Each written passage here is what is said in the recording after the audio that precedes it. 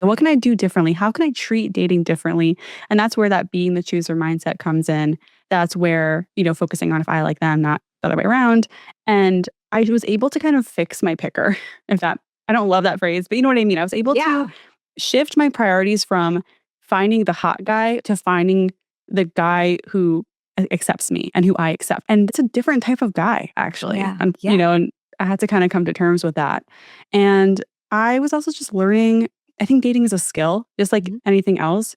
Dating is a training ground for relationships. Like this is where you actually learn how to communicate directly. This is where you learn how to not ghost, not do the lazy thing, and actually say the scary thing Yeah. of rejecting people. It's where you actually face rejection. It's where you learn how to do all this stuff. What can I do differently?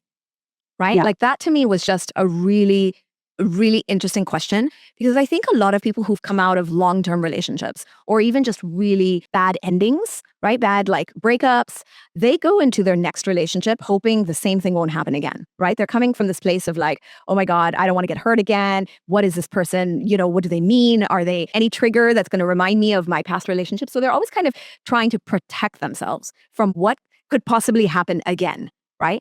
But you asked a different question. For you, it was like, well, what can I do differently? Which is so empowering, right? That is amazing. And the other thing about it is it forces you to look at your own behavior and your own way of interacting with people and trying to see if you can be more maybe intentional or maybe be more aware of how you're showing up